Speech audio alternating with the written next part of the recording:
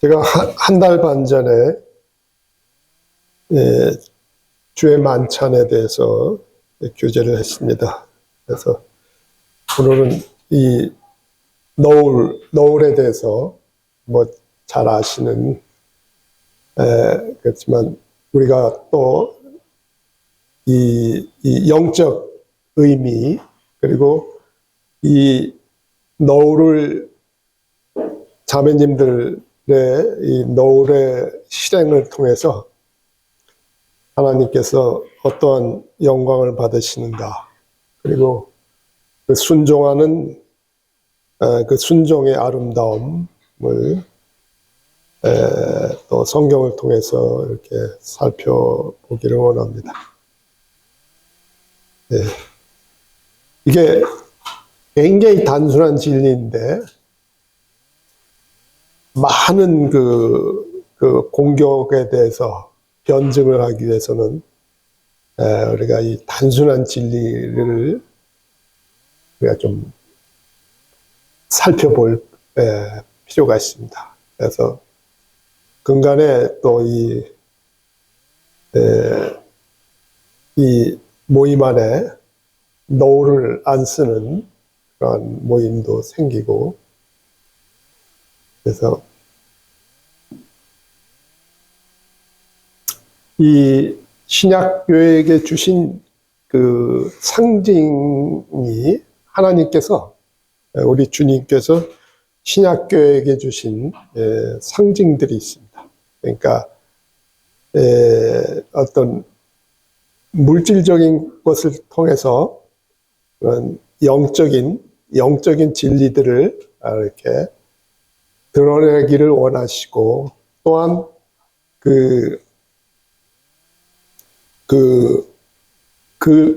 이 상징들을 주신 게 계속해서 기억하라 이거죠. 기억하라. 특히 이러한 상징들의 주체가 되시는 그리스도의 죽으심과 부활하심을, 거기에 담긴 하나님의 뜻과 목적과 그러한 것들을 이 상징들을 통해서, 상징들이라는 건 뭡니까? 물질적인 것이죠. 우리의 가시적인 눈을 통해서 이렇게 볼 수 있는 거죠. 그래서 주님께서 성경을 통해서 우리 주님께서 이런 주신 상징들은 크게 세 종류가 있습니다. 하나는 침례 때 물이죠. 물을 통해서, 물은 이 죽음을 상징하죠. 그래서 그리스도와 함께 죽어서 옛사람이 죽고 죄에 대해서 죽고 장사되고 하나님께 대해서 살아나서 새로운 생명을 가지고 하나님을 섬기는, 주님을 섬기는 이런 것들을 해서 우리에게 교회에게 침례를 명령하셨습니다. 그래서 우리가 구원받을 때 우리 안에 일어났던 모든 영적인 그런 사건들, 우리가 구원받을 때 그리스도와 함께 십자가에서 죽고 그리스도와 함께 장사되고 그리스도와 함께 부활한 그런 것들을 이렇게 물침례를 통해서 그러한 것들에 내 안에서 일어나는 것들을 공개적으로 시인하고 고백하며, 또한 그런 것들을 성도들이 그런 것들을 실행하는 것을 통해서 우리가 이렇게 계속해서 이 물침례에 담긴 그런 진리들을 기억하기를 하나님께서 원하셔서, 또 하나는 뭐 빵과 잔이죠. 우리를 위해서 상하신 몸, 흘리신 피를 상징하는. 그래서 그리고 이제 한 가지가 이제 노을입니다. 노을과 자매 긴 머리, 이것이 이제 하나님께서 창조 때, 그리고 예수 그리스도의 구속을 통해서 하나님께서 창조 때 세우신 질서와 예수 그리스도의 구속을 통해서 지옥교회 안에 세우신 질서, 그죠? 그래서 이 성도들이 그 질서와 권위와 질서에 순종해서 교회의 머리 대신 그리스도의 영광을 드러내고 그리스도를 존귀케 하는 이것이 하나님의 뜻이고 하나님의 목적이었거든요. 그래서 이런 것들을 지금 이 너울에 대해서 이런 상징, 너울이 상징하는 바를 통해서 그 상징하는 바에 대한 그 진리와 실행을 통해서 그런 것들이 드러나기를 하나님께서 원하시는 거죠. 그러니까 하나님께서, 우리 주님께서 이런 상징을 지역교회에 명령하셨을 때는 주님께서는 이러한 물질적인 상징을 통해서 성도들의 물질적인 상징을 성도들의 순종과 실행을 통해서 드러내기를 원하신 거예요. 그때 그리스도께서 존귀이 되고 하나님과 그리스도께서 영광을 받으시기 때문에 이런 것을 명령하셨습니다. 그래서 이러한 5개, 3종류 5가지의 상징 외에는 성경에서 그러한 상징들을 명하시거나 보여주신 것이 없습니다. 그래서 우리가 주의를 기울여야 될 게 다른 것들, 기독교계 안에 많이 들어와 있는 여러 가지 그런 성품, 거룩한 무슨 이런 것들, 성구라든지 이런 것들은 이거는 하나님께서 명하신 게 아니죠. 이런 거는 사람이나 전통에서 유래한 것이고 다름 아닌 이러한 것들이 다름 아닌 우상입니다. 우상이죠. 그래서 우리가 성경을 통해서 우리에게 계시하신 이러한 우리로 하여금 계속 주님이 다시 오실 때까지 기억하기를 원하시고 우리의 순종을 통해서 영광을 받으시기를 원하시는 그러한 상징을 통한 규례를 이렇게 있습니다. 그래서 오늘 이 노을과 긴 머리, 지역교회 안에 세우신 하나님의 권위와 질서를 이것이 노을과 어떠한 관계가 있는가 이런 걸 한번 알아보겠습니다. 그래서 이 남자의 덮지 않은 머리, 여자의 덮은 머리 이것이 이 부활하시고 승천하셔갖고 영광과 존귀로 관쓰시고 오늘 지역교회의 머리로서 하나님의 대제사장으로서 이제 그 그리스도의 지역교회의 머리 되신 그 그리스도의 머리 되심과 권위에 대해서 이것을 상징하는 것입니다. 그래서 이 남자의 덮지 않은 머리와 여자의 덮은 머리가 우리가 이러한 상징을 통해서 그리스도의 머리 되신 권위 그런 말미암은 영광이 드러나는 것을 우리가 볼 수 있습니다. 그래서 이것이 신자들이 마땅히 이 명령에 순종해서 하나님께서 그리스도에 주신 이 영광과 존귀를 땅에서 드러내며 머리이신 그리스도를 존귀하게 할 책임이 있다. 그래서 우주적인 교회의 머리이신 그리스도께서 각 지역교회가 이러한 존귀와 영광을 드려야 돼요. 그래서 주님이 머리 되신 주님이 이러한 걸 통해서 영광을 받으시는 것이죠. 근데 그 당시 바울 사도가 고린도전서 11장에서 이제 크게 이 노을과 또 주의 만찬에 대해서 이렇게 가르침을 주고 있는데 그 이유가 이러한 이 권위와 질서에 대한 어떤 원칙에서 실행에서 불순종하고 있답니다. 고린도 교회만 불순종한 거예요. 다른 지역교회에서는 이제 16절에 가면 그런 말씀이 나옵니다만 하여튼 고린도 교회에 문제점이 있습니다. 그래서 남자들이 머리를 덮고 여자들은 머리를 덮지 않아.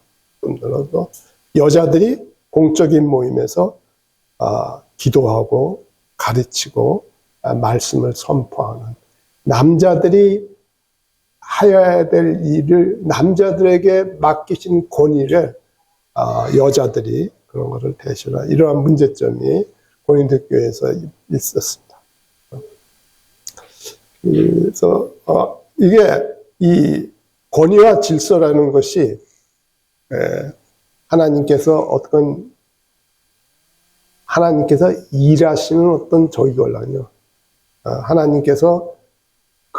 하나님께서는 그분이 세우신 질서, 그분이 세우신 권위와 질서에 따라서 일을 하시고 역사하시고 그리고 그것을 통해서 영광을 받으시는데, 그래서 하나님께서 창조하실 때, 사람과 동물과 피조물을 창조하실 때 지위적으로는 하나님과 그리스도와 또는 남자와 여자가 지위적으로는 동등했었죠. 그러나 관계에 있어서는 하나님의 뜻을 이루고 하나님의 일을 하는 일에 있어서 그런 데서는 하나님께서 관계적인 질서를 세우셨고, 특별히 이것이 오늘날 지역교회 안에서 주님께서 십자가에서 잃어버린 이러한 권위와 질서를 회복하시면서 특별히 지역교회 안에서 이러한 관계적인 질서를 세우셨죠.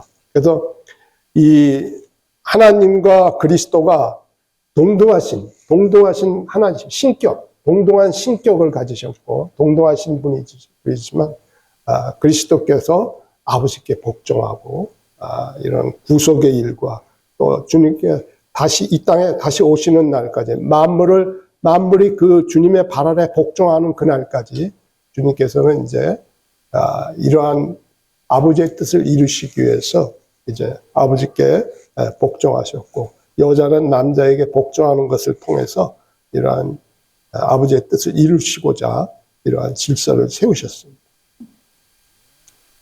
이 그리스도의 머리 되심, 오늘날 교회의 머리 되시는 그리스도의 머리 되심은 이 하나님의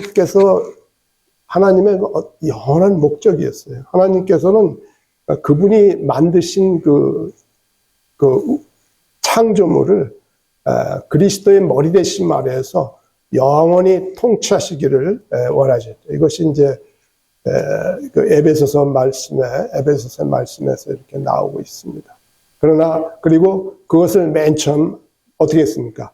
사람을 창조하고 동물을 창조하고 만물을 창조하는 게 먼저 아담에게 땅의 모든 피조물을 지배하는 그러한 통치권을 아담에게 줬습니다. 그러나 아담의 범죄함으로 인해서 그 반역으로 인해서 이 통치권을 상실하고, 이것을 주님께서 십자가에서 죽으심으로 이것을 권위와 질서를 다시 회복하셨고, 그래서 주님께서 아담의 반역으로 인해서 상실된 그러한 권위와 질서를 다시 회복하시면서 그리스도께서 교회의 머리가 되셨고 만물 위에 머리가 되셨습니다. 그래서 오늘날 세상이 그리스도께 복종하지 않고 있습니다. 오늘날 이러한 하나님께서 창조와 구속 안에서 세우신 하나님의 권위와 질서는 오늘날 어떻게 됩니까? 교회 안에서만이 이것이 세워지고 지켜지고 이를 통해서 하나님께서 영광을 받으시지만, 세상은 아직 어떻게 하고 있습니까? 아직 여기에 순종하지 않고 있습니다. 그러나 이제 주님께서 이 땅에 오셔서 만물을 이제 천년왕국을 통해서 만물을 그분의 머리 되신 안에 부르시고 이제 만물을 통치하실 때, 이제 그때는 이제 모든 만물이 그리스도께 복종하는 그것이 되죠. 그때 영원한 이 하나님의 이러한 하나님께서 세우신 이러한 권위와 질서가 영원히 이렇게 영원히 회복되고 하나님께서 영광을 받으시게 되는 것입니다. 요 시간 관계상 요 말씀들은 이렇게 살펴보지 못하게 그러니까 나중에 이렇게 성경을 참고하시기 바랍니다. 그래서 이것이 하나님께서 그분의 뜻을 이루시는, 하나님께서 그분의 뜻을 이루시는 것은 반드시 하나님께서 하나님의 계획과 목적에 따라서 하나님께서 세우신 질서와 권위와 질서를 통하여서 그 일을 이루시는 것입니다. 하나님께서 마음에 원하시는 뜻대로 작정하신 뜻대로 만물을 행하시고 그 영원한 목적을 이제 성취하실 텐데 이러한 모든 일에 있어서 하나님께서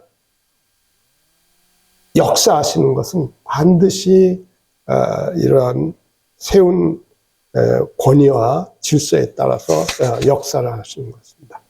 그래서 이러한 것이 이 권위와 순종이 이러한 하나님의 뜻이 성취되는 것이고 그런 말미암아 하나님의 영광이 드러나는 것이며 또 하나님께서 이러한 세우신 질서에 순종할 때 하나님께서 그러한 순종에 대해서 축복하시는 것을 우리가 성경을 통해서 이렇게 볼 수 있습니다.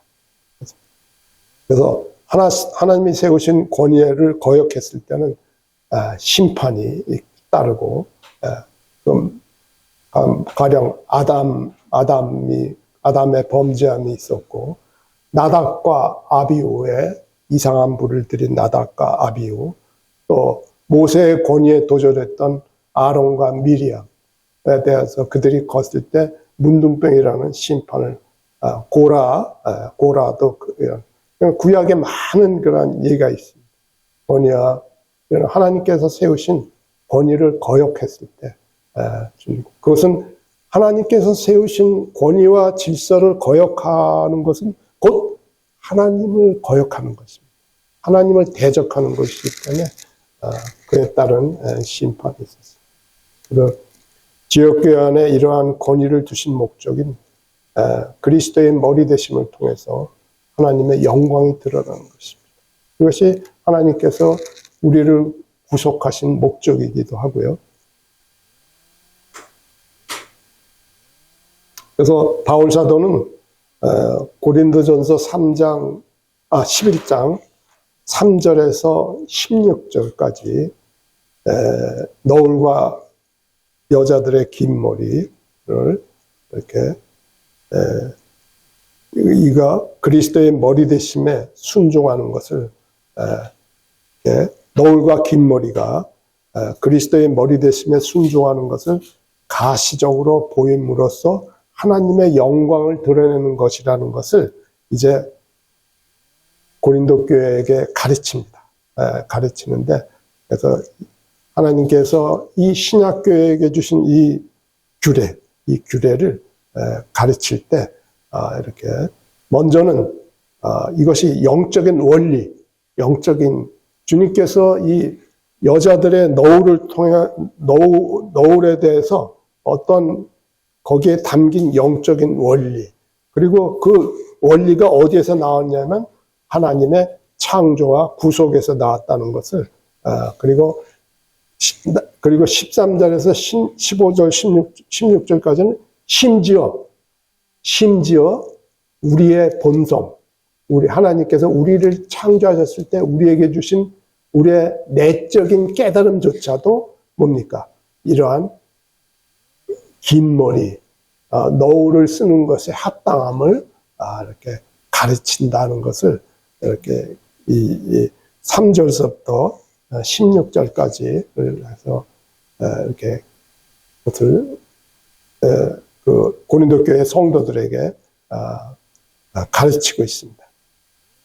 그래서 하나하나 3절서부터 16절까지를 좀 살펴보겠습니다. 이 3절에 보면은 각 남자의 머리는 그리스도요, 여자의 머리는 남자다. 그리고 그리스도의 머리는 하나님이시다. 라고 이렇게 시작하고 있습니다. 아까 말씀드린 지역교회 안에 하나님께서 세우신 그 질서, 세 가지 관계가 여기서 나오고 있죠. 남자와 여자 사이의 권위와 질서.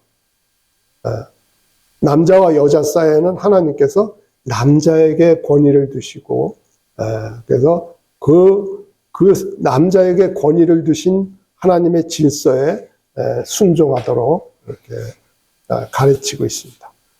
그리고 그리스도와 사람 사이에는 그리스도에게 권위를 두셨고, 그래서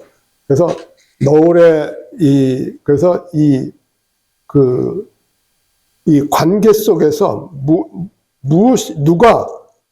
누가 머리인가를 갖다를 가르치고 있습니다. 여기서 각 남자의 머리는 그리스도다.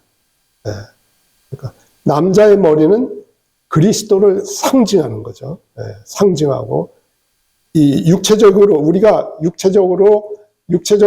우리의 남자의 머리는 그리스도를 상징하고, 여자의 머리는 우리가 가시적으로 볼 수 있는 여자의 머리는 남자를 상징하지만, 거기에 담긴 영적인 의미는 뭐냐면 여자의 머리, 여자가 순종해야 될 권위는 남자라는 거죠.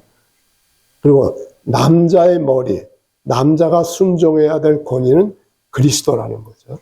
그러니까 여자는 남자에게 순종함을 통해서 그리스도에게 순종하게 되는 거죠. 그래서 각 남자의 머리는 그리스도다. 그래서 원래 하나님께서 아담을 창조하셨을 때 그리스도의 머리 되심을 붙들도록 창조하셨죠. 그래서 그리스도를 대표해서 만물을 다스리도록, 이 피조물을 다스리도록 했지만 죄로 말미암아 상실됐죠. 이제 주님께서 구속을 통해서 하나님께서 지역교회 안에 세우신 질서는 뭐냐면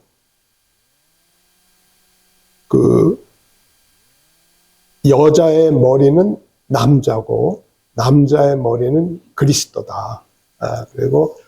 그래서 지역교회의 머리 되심 아래에서 주님의 머리 되심을 누릴 수 있도록 이렇게 그러한 질서를 세우시고, 그 질서에 순종할 때 지역교회가 받는 축복들을 이렇게 보여주고 있습니다. 가령 에베소서 4장 15절 16절 말씀에는 이런 말씀이 있어요. 오직 사랑 안에서 참된 것을 하여 범사에 그에게까지 자랄지라. 그리스도는 머리시니 그에게서 온몸이 각 마디를 통하여 도움을 받음으로 연결되고 결합되어 각 지체의 분량대로 역사하여 그 몸을 자라게 하며 사랑 안에서 스스로 세우느니라. 하나님께서 지역교회 안에 권위와 질서를 통해서 세우신 권위와 질서를 통해서 그래서 우리가 그리스도의 영광을 드러내야 되고, 또 그럴 때 그리스도께서는 뭡니까? 머리 되신 그리스도께서 이제 머리 되는 그리스도께서 각 지체들을 교회 안에 세워진 각 지체들에게 주신 은사를 통해서 주님이 역사하셔서, 그래서 온 몸이 각 마디를 통하여 도움을 받고 연결되어 결합하고, 그래서 분량대로 역사해서 그 몸을 자라게 하는 것. 이러한 교회가 받는 놀라운 축복이 뭡니까? 머리 대신 그리스도로부터 나오는 것이죠. 이러한 축복의 통로는 뭐냐면 하나님께서 교회 안에 세우신 권위와 질서를 통해서 성도들이 그 권위와 질서에 순종할 때 이것이 나옵니다. 이런 것들. 또 고린도서 2장 19절에는 유사한 말씀을 하고 있습니다. 온몸이 머리로 말미암아 마디와 심줄로 공급함을 받고 연합하여 하나님이 자라게 하심으로 자라느니라. 그러니까 지역교회에서의 영적인 성장, 지역교회에서 이게 에베소서 4장 15, 16절과 고린도서 2장 19절에서 말씀하시는 지역교회가 사랑 안에서 스스로 세워지고 자라는 것에 여기는 뭡니까? 근원은 머리 대신 그리스도께 있는 거죠. 머리 대신 그리스도께서 지역교회를 인도하고, 그죠? 인도하고 가르치고 지시하시는데 지체들을 통해서.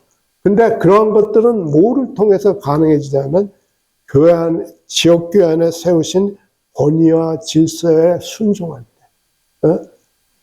우리, 그러니까 형제님들과 자매님들이 그러한 권위와 질서에 순종하면서 섬길 때, 주님께 예배드리고 또 주님을 섬길 때, 이러한 것들이 그때 일어난다는 거죠. 네.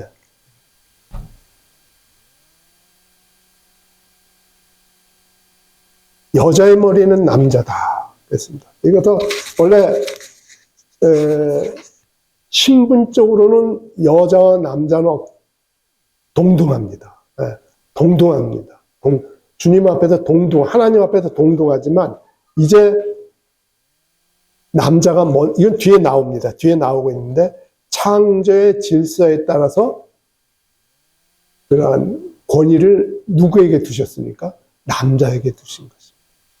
그것은 여자가 열등한 것을 의미하는 것이 아닙니다. 하나님 앞에, 그리스도 앞에 남자와 여자는 동등한 신분을 갖고 동등한 지위를 가진 성도여 신자이지만 하나님께서 지역교회를 통해서 일하시고 역사하시고 우리가 머리 대신 그리스도께 순종함으로 그리스도의 머리 대심을 드러낼 때는 그 질서를 따라서 순종해야 된다는 거죠. 그렇게 세우셨다는 거죠. 이건 가정에서도 마찬가지입니다. 남편과 아내의 관계가 바로 창조 때 세우신 아담을 먼저 세운 거죠. 아담을 먼저 창조하고 아담에게서 이브가 나온 것입니다. 아담에게서 이브가, 이건 계속해서 바울 사도가 뒤에서 얘기하고 있습니다. 그래서 그랬습니다. 그리고 이러한 여자의 지위는 남자와 함께 동등하게 그리스도의 머리 대신 말에서 있지만 이것은 여자의 열등을 의미하는 것이 아닙니다. 자, 우리가 동등한 신분을 가지고 있어요. 주님 앞에서 형제와 자매는 동등한 신분을 가지고 있어요. 근데 주님이 일을 하시려면 뭐가 필요합니까? 주님이 일을 하시려면 질서가 필요하죠. 질서가 필요한 것이죠.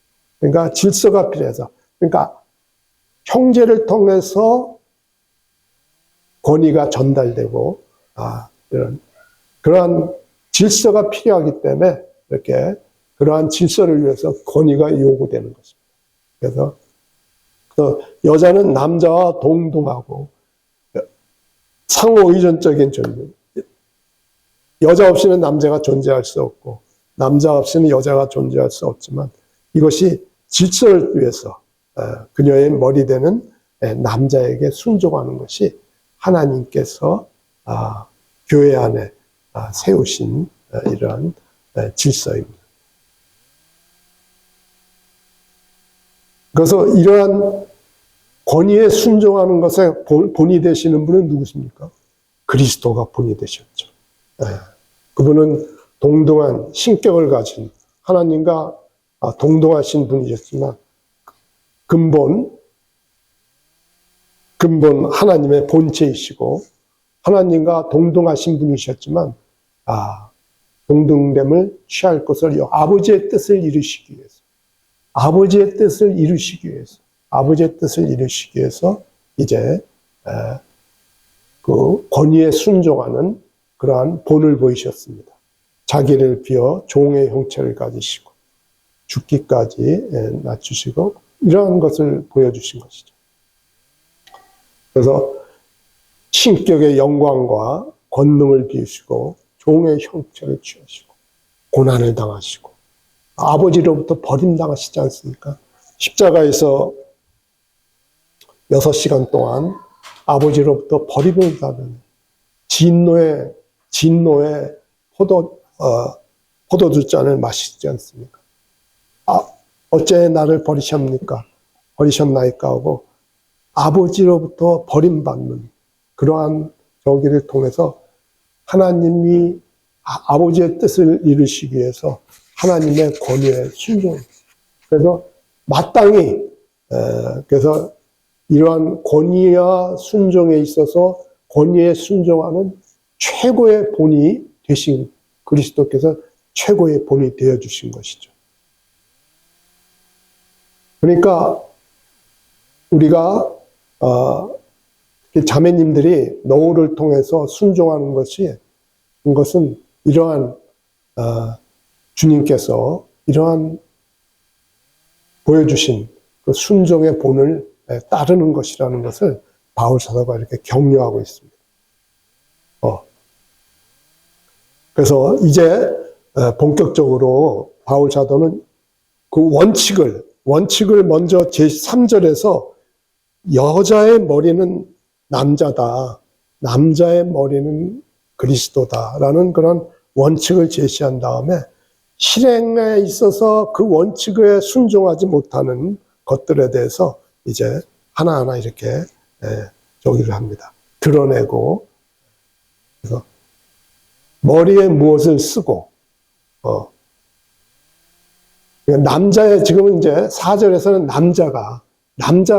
남자의 머리는 그리스도고 그죠? 남자의 머리는 그리스도 있지 않습니까? 그러니까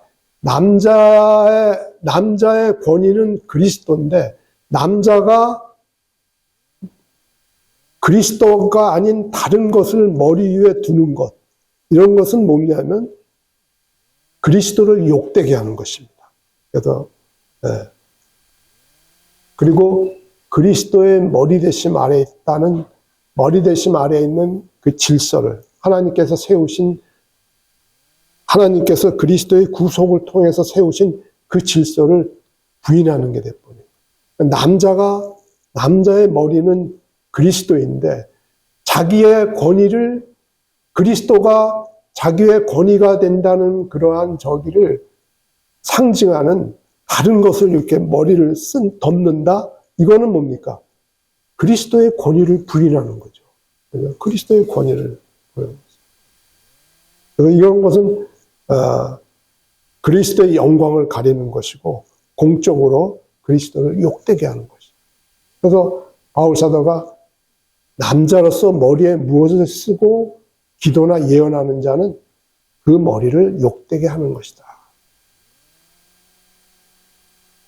근데 여자가 머리에 쓴 것을 벗고 그것을 기도나 예언을 하는 자는 그 머리를 욕되게 하는 것이니 얼마나 욕되게 하는 것이냐면 마치 여자를 머리를 완전히 민 것 같이 그런 아주 욕된 것이다라는 거죠. 그러니까 머리에 쓴 것을 벗는다는 것은 자기의 권위가 되는 남자, 또는 자기의 권위가 되는 그리스도를 인정하지 않는 거예요. 네. 그래서 그 머리를 욕되게 하는 거예요. 공적인 모임에서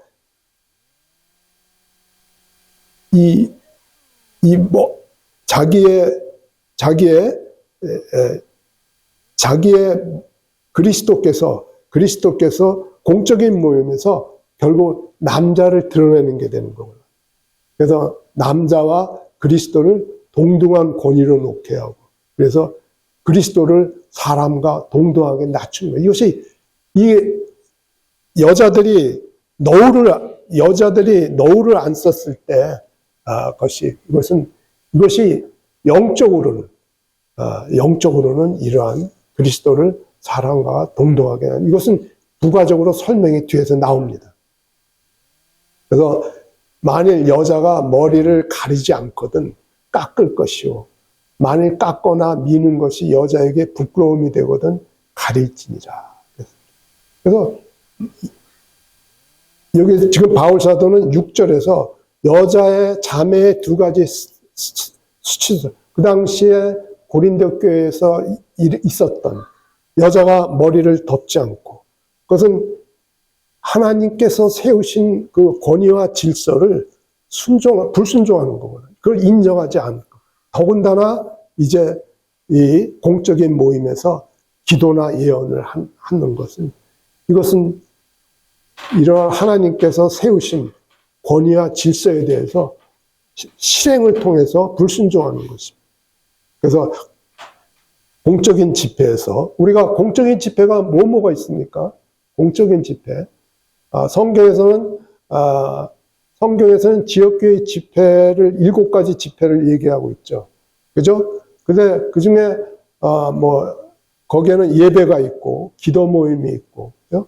또는, 성경 읽기라든지, 말씀 교제하는 모임이 있고, 복음을 선포하는 모임이 있고, 또, 해외에서 선교하고 돌아온 그 선교 보고하는 모임도 있고, 이러한 또 장로의 모임이 있고, 징계 모임이 있고, 이러한 7가지 모임이 있는데, 이와 같이 거기에 공적인 모임은 6개입니다. 6개. 장로회를 빼면 6개인데, 이러한 공적인 모임에서 거기서 여자가 머리를 덮지 않고, 여자가 또 기도하거나 말씀을 가르치거나 교제함으로써 모임을 인도하는 이러한 것들은, 이거는 그 행위는 그야말로 마치 머리를 빡빡, 면도로 빡빡 밀은 것과 같은 그러한 머리, 빡빡 민 머리를 가진 것 같은 치욕스러운 것이라는 것을 바울 사도가 이렇게 얘기하고 있습니다. 그래서 공식 집회에서 여자가 덮지 않고 모임을 인도하는 것은 그리스도를 남자와 같은 지위에 놓는 그런 모욕적인 것이다. 왜냐하면 지역교회 안에서는 그리스도의 영광만이 드러나야 되는데, 자기의 머리됨을, 남자가 자기의 머리됨을 인정하지 않고 노후를 벗고 또는 공적인 모임에서 기도하거나 예언하고 가르치는 것은, 그것은 자기가 남자의 권위를 가지고 그리스도와 동등한 위치에 있는 거랑 똑같은 거예요. 이거는 굉장히 주님을 모욕하는 행위거든요. 주님을 모욕하는 거예요. 그래서 그거는 정말 그 여자가 머리를 빡빡 민 것과 같이 그런 치욕스러운 모습이라는 거죠.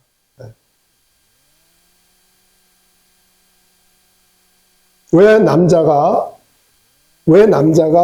인도하고, 왜 남자가 공적인 모임을 기도나 예언, 말씀이나 이런 걸로 인도해야 되냐면, 남자는 하나님의 형상과 영광이기 때문에 그렇습니다. 형상이란, 눈에 보이는 남자의 형상은 하나님을 대표하는 거기 때문에 하나님의 영광이 남자를 통해서 드러나야 되기 때문에, 그래서 남자가 이러한 기도나 예언, 모의 인도를 통해서 하나님의 영광을 그렇게 드러내도록 하나님께서 창조하시고 질서를 세우신 것이고 권위를 두신 것이에요. 그죠? 그래서 남자가 하나님의 형상이라는 말은 남자가 하나님을 대표한다는 말이구나. 대표한다는 의미예요. 그러니까 남자가 하나님의 형상이라는 것은 하나님을 대표하는 거예요. 하나님을 대표해서 이 땅에서 하나님을 대표해서 어떻게 하는 거예요? 모임을 이끌고 인도하고 말씀을 전하고 기도하는 것이죠. 기도하는. 근데 여기 이 말씀에 7절 말씀에 여자는 남자의 형상이란 말은 빠져요. 없어요. 그죠? 왜? 여자는 남자의 형상이 아닙니다. 왜냐면 창조의 질서에서 하나님을 대표하는 지위를 하나님을 대표하는 지위를 여자에게 주시지 않았어요. 그래서 남자를 먼저 창조하면서 남자에게 하나님을 대표하는 그런 지위를 주셨습니다. 그리고 여자는 남자에게서 어떻게 했어요? 남자에게서 만들었잖아요. 하나님께서 남자는 직접 만드셨고 여자는 남자에게서 만드셨군요. 그래서 하나님께서 아담을 창조하면서 하나님의 형상으로 창조하셨어요. 하나님을 대표하도록, 하나님을 대표해서. 그래서 남자의 이러한 영적인 실행은 하나님의 하나님께서 남자를 창조했을 때 부여하신 그러한 지위를 통해서 하나님의 영광을 드러내는 것입니다. 그래서 이 남자가 머리를 덮는다? 그건 뭡니까? 하나님께서 창조하실 때 주신 하나님의 형상이라는 그러한 지위를 부인하는 거예요. 그걸 부인하는 거예요. 그래서 하나님의 영광을 가리는 행위가 되는 거죠. 그래서 여자는 남자의 영광이니라. 여자는 남자의 영광이라는 말은 어떤 의미입니까? 여자는 남자의 영광이라. 여자는. 이거는 굉장히 오해하기 쉽습니다만, 이 전후 문맥을 보시면 여자는 남자의 영광이라는 말은 하나님께서 여자는 남자에게서 창조해내셨다. 남자에게서 창조해내셨다는 뜻이에요. 그러니까 여자가 존재하는 그런 모든 것과 여자는 남자를 통해서 모든 것이 남자를 통해서 그런 것이 되도록 그러니까 남자를 통해서 그러니까 주님께서 여자를 통해서 얻기를 원하시는 모든 것은 남자를 통해서 이루어지도록 그렇게 남자에게서 여자를 창조했기 때문에 그 의미입니다. 여자는 남자의 영광. 그래서 여자가 덮지 않을 때 이 남자의 영광이 드러나게 되는 거죠. 그래서 남자의 영광이 드러나는 것을 덮을 때 그것이 남자의 머리됨에 복종하면서 남자의 영광을 가리게 되는 것이고, 그러므로 말미암아 교회 안에서 그리스도의 영광만이 드러납니다. 그래서 하나님의 형상으로 하나님을 대표하는 남자의 사역, 그죠? 기도하고 예언하고 말씀을 가르치고 모임을 인도하는 것과 여자가 권위에 복종해서 노를 쓰고 잠잠하고 이런 것을 통해서 하나님이 세우신 권위와 질서에 복종할 때 그 지역교회에서 오직 머리 대신 그리스도의 영광만이 드러나게 되는 것이죠.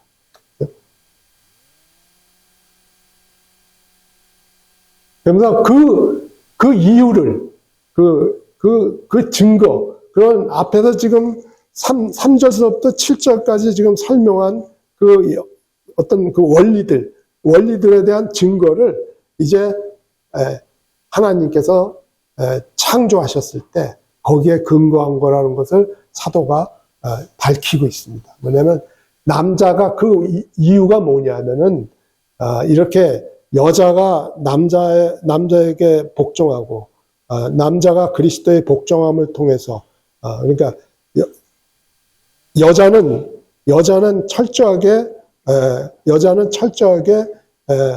너울을 쓰고 실행적으로 잠잠하고 너울을 쓰는 것을 통해서 그러한 순종을 통해서 그리스도의 영광이 드러나도록 하나님께서 그러한 권위와 질서를 세우신 그 근거는 바로 여기에 있다. 그러니까 남자가 여자에게서 났다. 아까도 말씀드렸지만 남자를 먼저 창조하신 하나님의 목적이 있는 거예요. 그러면 하나님을 대표하게. 그래서 하나님의 형상으로 하나님의 형상이라는 그런 지위를 줬잖아요. 하나님은. 그래서 남자는 직접 창조하셨고 여자는 남자에게서 취하지 않고 갈비뼈에서 취하고 그래서 남자의 머리됨의 근거가 이러한 창조의 순서에 있던 것이고 창조의 순서를 따른 것이다. 이것이 하나님께서 이렇게 창조 때 그리고 나중에 회복하면서 구속 때 세우신 질서인 거예요.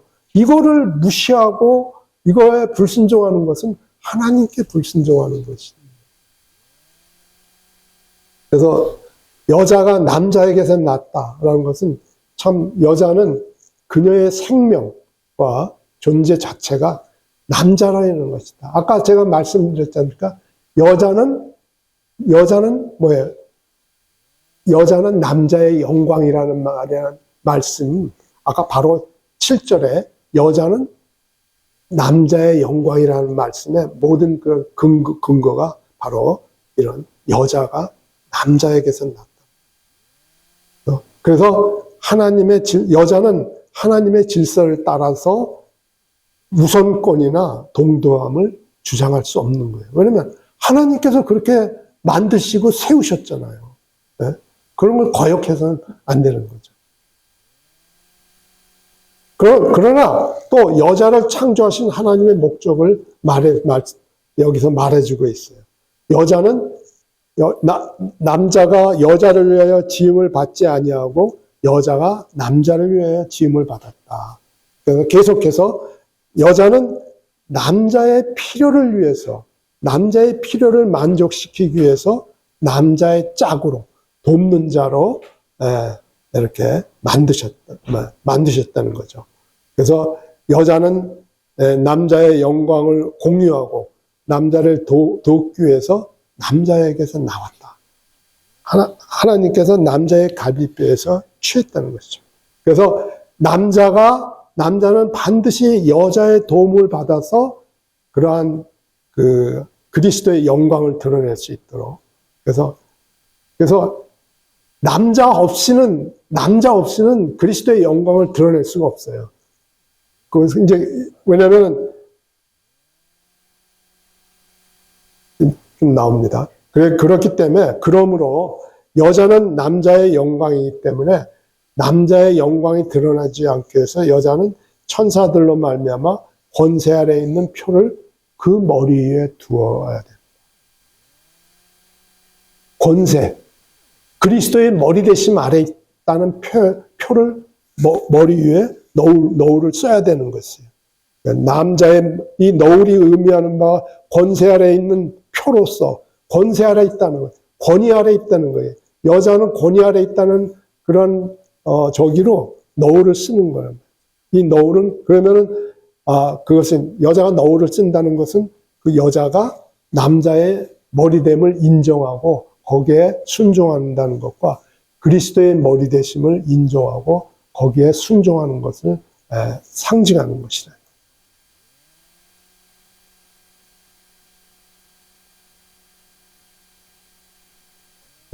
그래서 이 천사들로 말미암아 권세 아래 있는 그러니까 천사들로 하여금 알게 하라는 거죠. 그러니까 하나님께서 너울을 쓰게 하셨을 때 천사들로 하여금 이 에덴 동산에서 상실되었던 그리스도의 그 머리 대심 그것을 다시 세우시고 회복하시고 하나님의 다스림을 하늘의 천사들에게 보여주기 위해서 너울을 쓰게 했다는 것이죠. 너울을 쓰게 한 것 중에는 이러한 천사들로 말미암아 알도록 여자들이 너울을 쓰지 않을 때는 어떻게 됩니까? 여자들이 만일 너울을 쓰지 않았을 때 하늘의 천사들, 여기 이 천사는 악한 천사들을 말하는 게 아닙니다. 선한 천사들을 말하는 거예요. 여자들이 너울을 쓰지 않을 때 천사들은 뭡니까? 남자를 보게 되고 여자들이 너울을 쓸 때, 그리고 그 너울을 쓸 때, 이제 천사들의 눈에는 이제 뭐만 보입니까? 영광과 존귀로 관쓰신 그리스도만 보게 됩니다.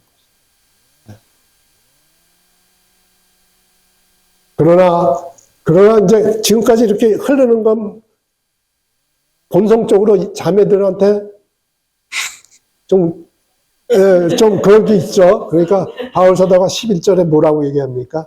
이제 오해하지 말라. 자매들아, 하나님의 이런 가르침 너희가 본성적으로 오해하지 말라라는 그러한 취지가 있죠. 11절에 보면 주 안에는 남자 없이 여자만 있지 않고 여자 없이 남자만 있지 아니하죠. 남자와 여자는 주님 안에서 공평한 존재이고 공평한 신분과 지위를 가지고 있고 서로 의존하게 그렇게 만들었다는 거예요. 네. 그리스도의 머리 되시면 여자의 놓을 뿐만이 아니라 남자가 머리에 뭐를 쓰지 말아야 되는, 그래야 되고, 그래서 또 이 그리스도의 권위 안에서 남자와 여자가 서로 이렇게 여자에게 순종하고, 남자는 여자의 돕는 자로서의 여자의 순종을 통해서 주님을 온전히 섬길 수 있고, 그리스도의 영광을 드러낼 수 있어요. 그래서 남자와 여자는 주님께 필수적인 존재이고 남자와 여자는 서로에게 필수적인 존재가 되도록 하나님께서 만드셨어요. 창조하셨어요. 그래서 이 권위와 복종이라는 개념은 서로 하나됨 안에서 서로를 의지하게끔 만들고 이 하나됨 안에서 하나님께서 하나님의 뜻을 이루시고 하나님의 일을 역사하게끔 하나됨 안에서 만들었는데 이 하나됨 안에서 일을 하시기 위해서 질서를 어떻게 세우셨다는 거예요? 서로 의존하지만 순서는 머리인 남자를 통해서 하나님께서 일을 하시도록 그렇게 질서를 세우셨다는 거죠. 그래서 그러한 질서에 순종하는 것은 열등이 아니다. 하나됨을 이루는 것이다. 서로가 남자와 여자가 그리스도의 영광을 드러내는 일에 서로가 한 사람에 빠져서는 안 된다는 거예요. 남자와 여자가 다 필요하다는 거예요. 다만 그 일을 하는 데 있어서 하나됨 안에서 하는 데 있어서는 질서가 필요하기 때문에 그 질서를 먼저 남자를 창조하고 여자를 창조한 데서 그 질서를 두었다는 거죠.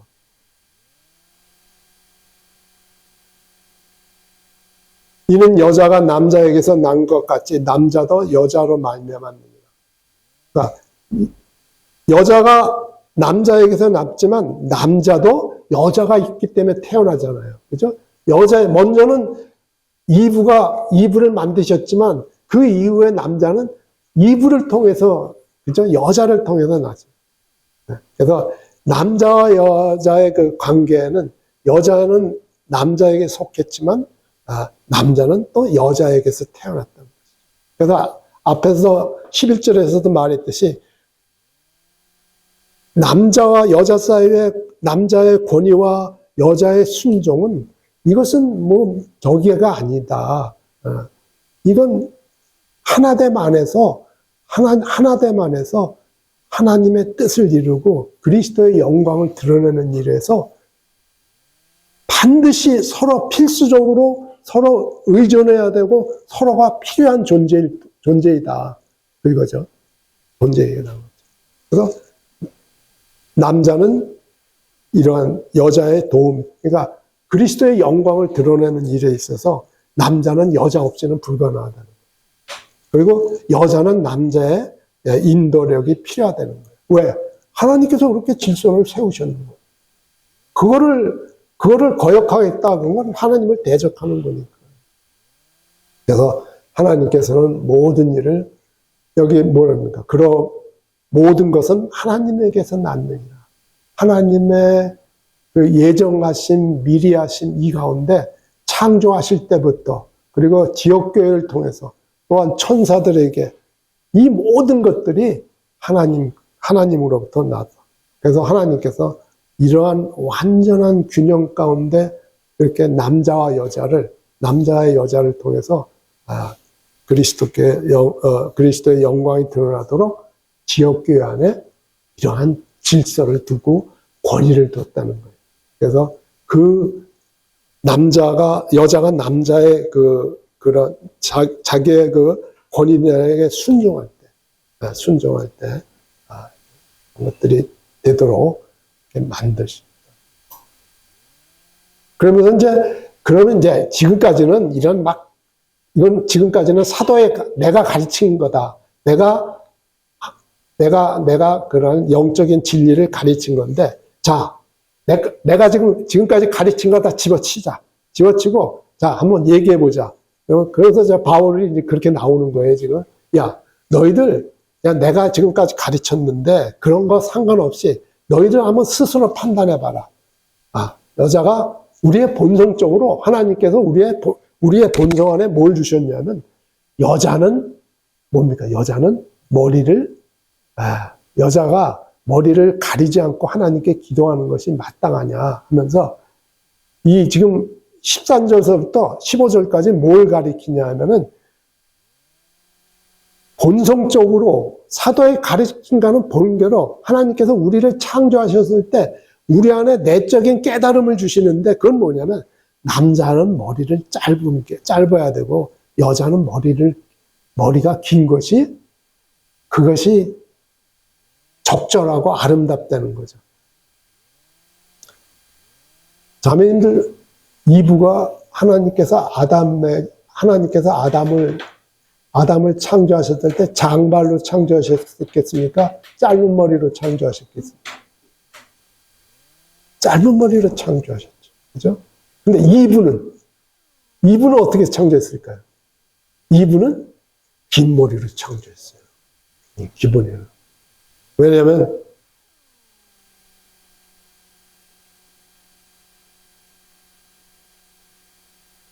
만일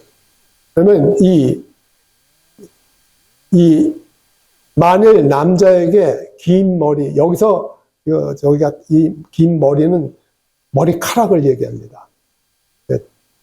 원어 단어가 틀려요. 긴 머리카락이 있으면 자기에게 부끄러움이 되는 것을 본성이 너희에게 가르치지 않느냐. 여기 본성이라는 단어를 쓰잖아요. 무엇이 옳고 무엇이 잘못됐는가를 구별하는 창조 때 주어진 본능적인 어떤 인지 능력 또는 판단 능력, 이런 걸 말하는 거죠. 이런 거는 그러니까 본성도 남자는 짧은 머리여야 된다는 거죠. 여자는 긴 머리가, 본성적으로는 긴 머리가 적절하다는 거죠. 그래서 만일 여자가 긴 머리가 있으면 자기에게 영광이 되나니, 긴 머리는 가리는 것을 대신하여 주셨기 때문에. 창조 때 하나님께서 아담으로부터 이브를 창조하셨을 때 어떻게 창조했어요? 긴 머리로 굉장히 아름답게 창조하십니다. 아담이 볼 때 아름다웠어요. 하나님이 보실 때도 아름다웠지만 아담이 볼 때도 아름답게 창조했고, 이브가 자기를 어떻게 무리에 비친 자기 모습을 볼 때도 어땠어요? 긴 머리가 굉장히 아름답게 창조한 거예요. 긴 머리가 굉장히 아름답게 창조.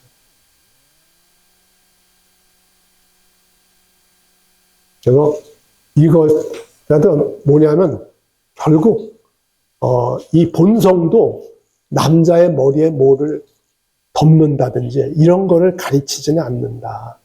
네, 여자의 머리도 그러한 뭔가를 덮는 것을 본성도 가리킨다. 그런 것을 지금 얘기하고 있는 거예요. 그러니까 내가 가리키는 것 말고 너희들 타고날 때 너희들이 가지고 나온 그 본성 안에서도 여자는 긴 머리, 남자는 짧은 머리가 하나님께서 창조하셨을 때 주신 본성이라는 거죠. 근데 이게 이제 여기 지금 이것 때문에 상당히 이 구절, 긴 머리는 가리는 것을 대신하여 주셨기 때문이다. 지금 여기서 바울 사도가 가리키는 것은 여자의 긴 머리는, 이 여자의 긴 머리는, 이런 여자의, 여기서 가린다는 단어가, 앞에서 덮는다는 단어하고 틀린 단어예요. 네.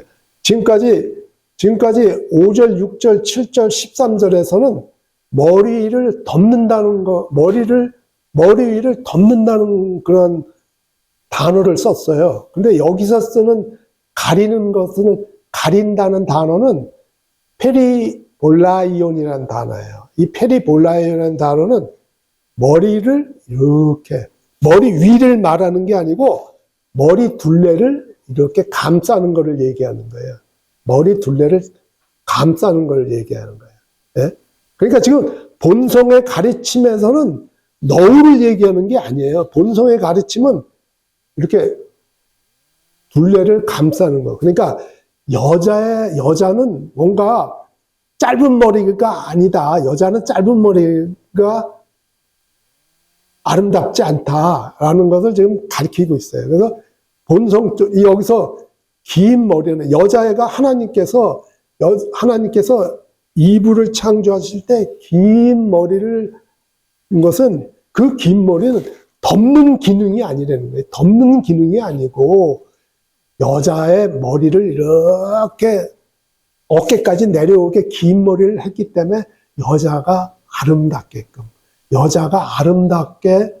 여자를 아름답게 창조하시기 위해서 머리를 긴 머리카락으로 해서 가렸다는 뜻이에요. 이것이 너울을 이렇게 덮는다는 그런 거를 덮는 것을 대신하는 게 아니라는 거예요. 예?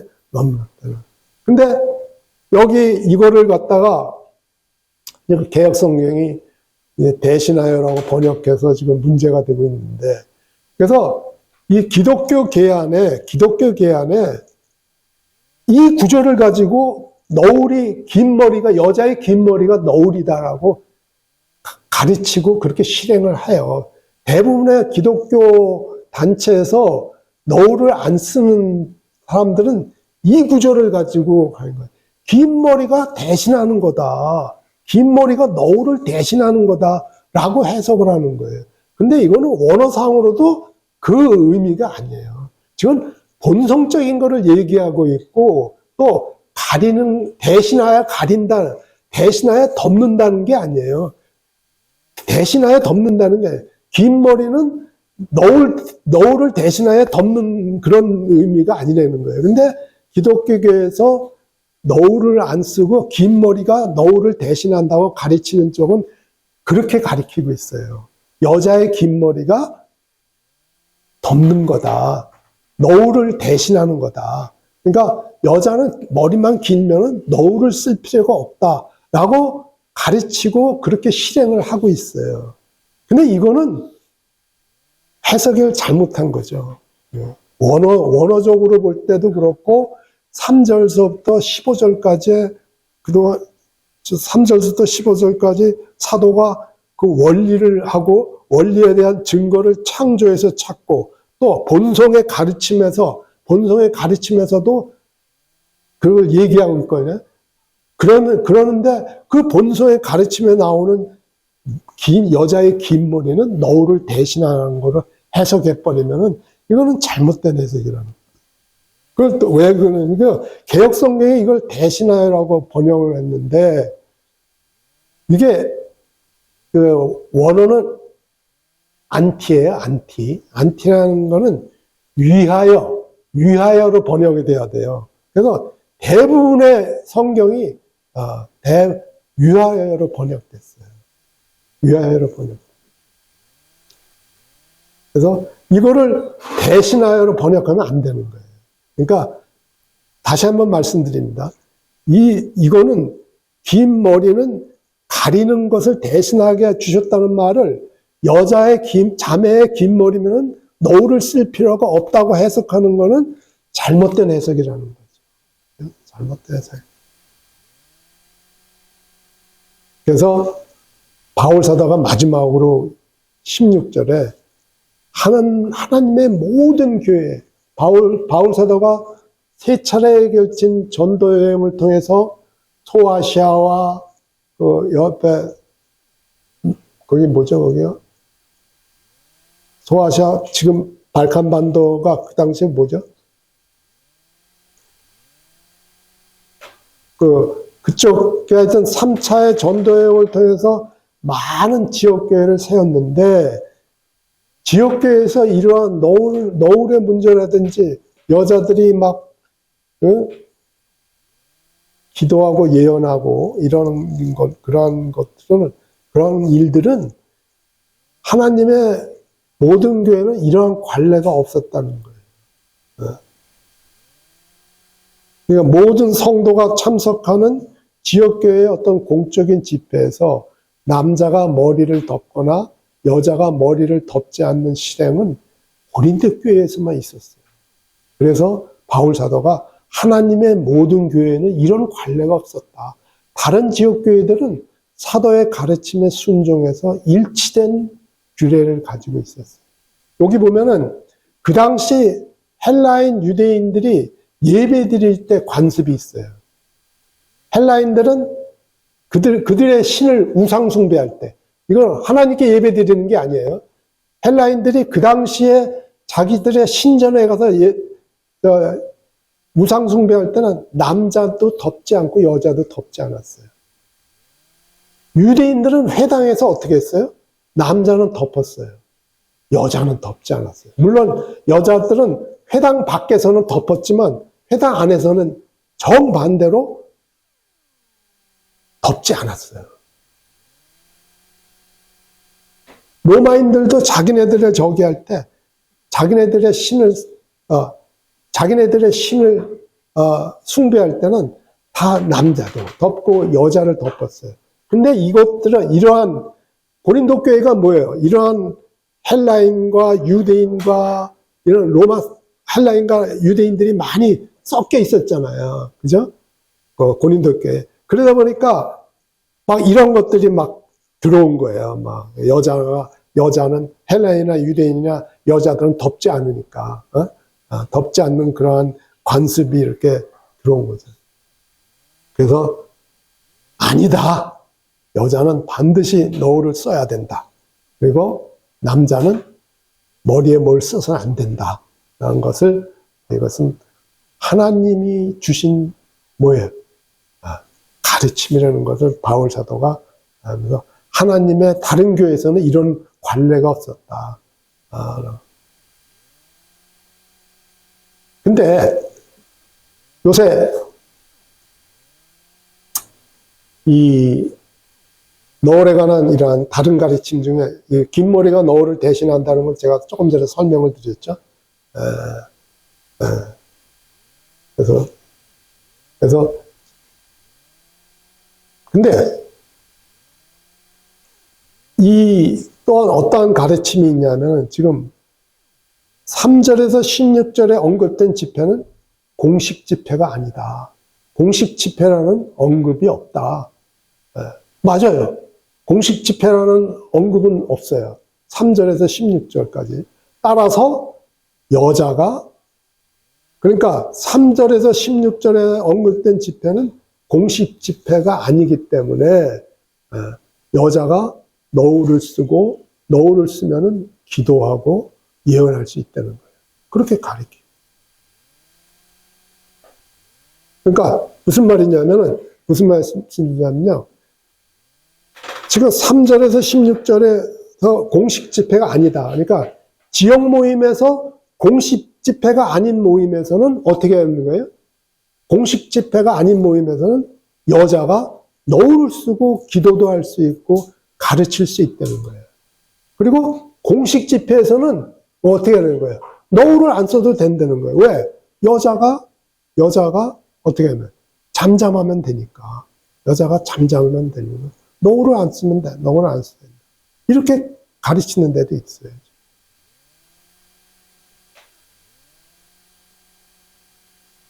그거 아니라는 거죠. 고린도 11장에서는 지금까지 우리가 살펴본 게 뭡니까? 너울은 뭡니까? 권위와 질서에 대한 순종이잖아요. 너울은. 자매들에게 하나님께서 지역교회 안에 세우신 권위와 질서에 대한 자매들의 순종이 너울이잖아요. 그죠? 그리고, 그런데도 고린도서 14장에서는 잠잠할 걸 가리키고, 잠잠할 것을 가르치거든요.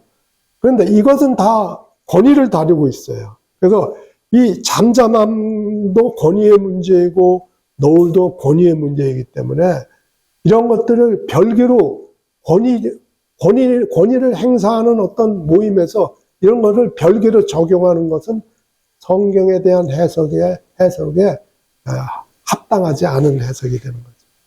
그리고 또 하나 11절에 3절에서 16절이 공식 집회에 대한 직접적으로 공식 집회라는 언급은 안 하지만 그렇다고 이것이 이건 공식 집회가 아니라고 언급하는 것도 없어요. 고린도전서 11장 3절에서 16절이 공식 집회라고 직접적으로 이거는 가령 뭐냐면 고린도서 14장에서 바울 사도가 고린도 14장에 있는 저기를 말할 때 14장의 여러 가지 저기를 말할 때 실행을 말하면서 모든 교회가 다 함께 모였을 때라는 구절이 있어요. 그 구절 때문에 그 공식적인 모임이라는 것은 알 수 있죠. 그때 거기서 여자들은 잠잠하라고 가리키거든요.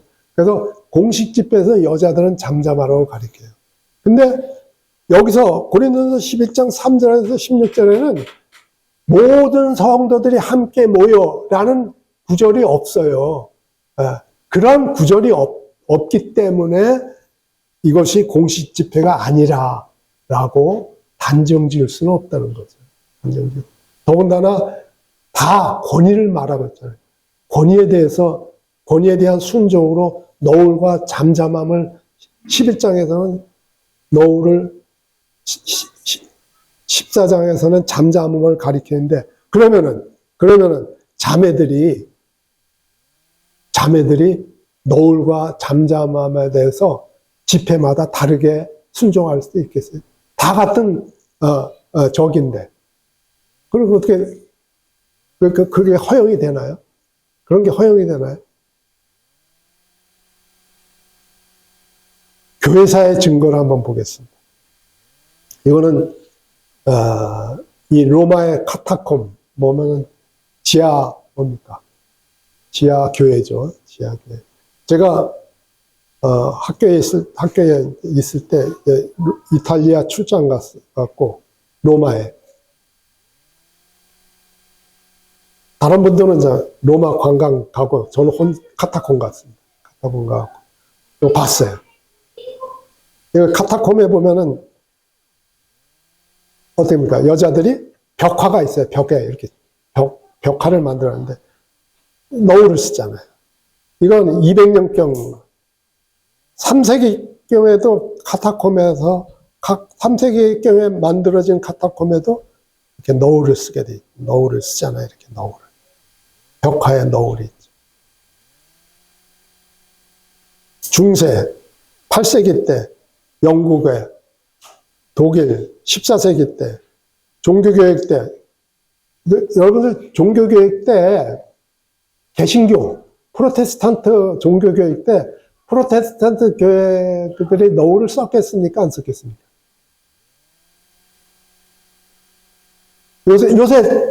요새 개신교에서는 너울 안 쓰잖아요. 그러면 종교교육 때 개신교가 시작됐는데 종교교육 때 개신교에서 종교교육 때 그 장로교, 깔빈, 루터교, 장로교, 쭈빙글리 이 사람들이 종교교육 했을 때 종교교육 때 그때 그 개신교에서 너울을 썼겠습니까? 썼습니다. 칼빈은 기독교 강요에서 절대적으로 그걸 강조합니다. 너울을 쓰는 것. 공적인 집회에서 여자가 너울 쓰는 것을 아주 강조해요. 근데 오늘날 그 칼빈 칼빈의 가르침을 받아들이는 장로교가 오늘날에는 노를 안 쓰고 있죠. 여기 루터교 1520년도, 그러니까 이것이 한 루터교가 생긴 지 한 100년 됐을 때네요. 대략 아니야, 한 7, 80년, 60. 루터교 보면은 여기 다 여자들 어떻게 합니까? 노을 쓰죠. 청교도들, 이게 지금 청교도들은 청교도들 보십시오. 다 노을 쓰고 있습니다.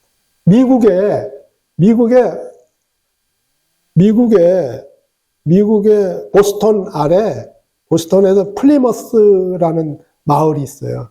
그거는 뭐냐, 그 플리머스라는 마을은 택시로 한 30분 가면 나오는데, 거기에는 뭐가 있냐면은, 메이플라워가 도착을 해갖고, 처음에, 청교도들이 메이플라워를 타고 와서 도착해서, 거기서 뭐 어떻게 했어요? 거기서 거주지를 형성하고, 그죠? 인디안들의 도움을 받아가지고, 거기서 뭡니까? 거기서부터 이제 저기를 신대륙에서 생활을 시작했거든요. 그래서 거기에 민속촌이 있어요. 플리머스 플랜테이션이라는 민속촌이 있어요. 제가 출장 갈 때마다, 보스턴에 출장 갈 때마다 거기를 꼭 들렸거든요. 2번 갔습니다. 거기 가면은 그 당시 이 메이플라워가 도착해서 거기서 마을을 이루고 살았을 때 쓰던 언어, 집, 모든 걸 똑같이 재현했어요. 똑같이 재현해놨어요. 그 당시에 똑같이. 그리고 어느 집에서 누가 살았는지를 그 대역하는 사람들이 거기 있어요. 그럼 그때 그 17세기 영어로 얘기하고 그래요. 거기 가면 여자들 어떻게 해요? 다 노을 썼어요. 1945년에 감독교회입니다. 여자들 다 모자 쓰잖아요. 그죠? 모자. 1948년도에도 장로교회는 지금부터 약 80년 전 장로교회는 뭡니까? 아직 노을을 쓰고 있죠. 이게 전부인지는 아닌지는 확인이 안 됩니다만 하여튼 노을을 쓰고 있어요. 1940년대 루터교. 서양에는요, 노을 대신 모자를 많이 해요. 우리 서양 모임에 가면요, 노을 대신 모자를 많이 써요. 모자들을 많이 쓰죠. 침례교도, 오늘날 침례교도는 노을 안 쓰지만 다 모자 쓰지 않습니까? 모자. 덮는 거예요, 덮는 거.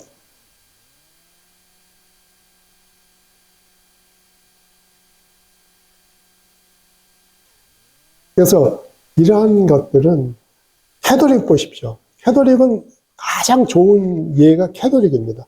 캐톨릭은 그야말로 초대교회에서 벗어난 사람들 아닙니까? 네, 이렇게 얘기하면 그 사람들은 이제 막 독재를 쫓아오겠지만, 그러나 그 사람들이 계속해서 흉내내고 있잖아요. 뭘 흉내냅니까? 미사 보십시오. 미사 보스잖아요. 캐톨릭이 초대교회 때 그런 것, 거기다가 온갖 종교적인 게 다 들어와서, 저기 됐지만, 그런 성만찬이라고 그러나? 그거 매주 하잖아요. 그죠? 노을 쓰잖아요. 초대교회 때부터 했던 거를 그대로 흉내내고 있는 거죠. 물론 달라요. 만찬도 다르고. 근데 노을은 같잖아요. 노을을 쓰잖아요.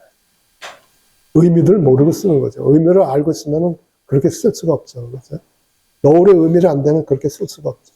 하여튼, 그러고 있습니다. 그래서 제가 사실은 이게 지금 너무 긴 시간에 사실은 아주 단순합니다. 단순한데 이 단순한 거에 대한 여러 가지 변증이 나오기 때문에 그것에 대해서 철저하게 말씀에 근거한 그런 것들을 살펴보고 싶어서 너무 지루하게끔 제가 장황하게 이렇게 해놨습니다만, 아주 간단한 겁니다.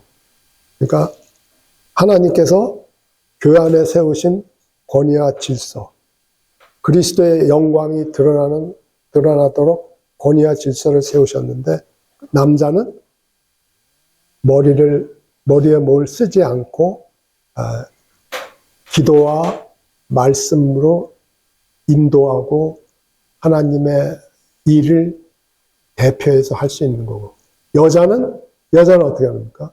잠잠함과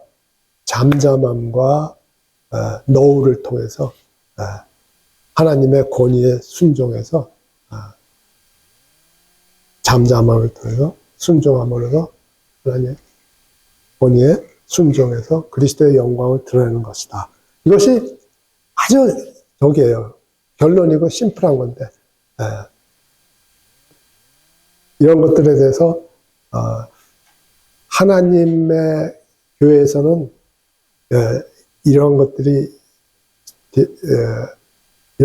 지켜져 왔다는 것들을 바울 사도의 여러 가지 말씀을 통해서 우리가 확인한 거거든요. 확인한 거예요. 이상 좀 지루하고 그 결론을 마음속에 담으시고, 그러니까 하나님이 보실 때 이 지역교회 성도 여자 자매님들이 너울을 쓰고 예배드리고 섬기는 것이 얼마나 이것이 그리스도의 영광을 드러내는 것인가는 우리의 이런 거로는 우리는 그런 것을 볼 수가 없죠. 이 말씀을 통해서, 이거 말씀을 통해서 자매님들의 순종이 얼마나 아름다운 것인가. 하나님께서 그걸 얼마나 아름답게 보고 계시면은 천사들에게까지 야 봐라 하고 지금 하고 있는가. 그것을 한번 마음에 담으시면 되겠습니다. 예, 이상 교제를 마치겠습니다.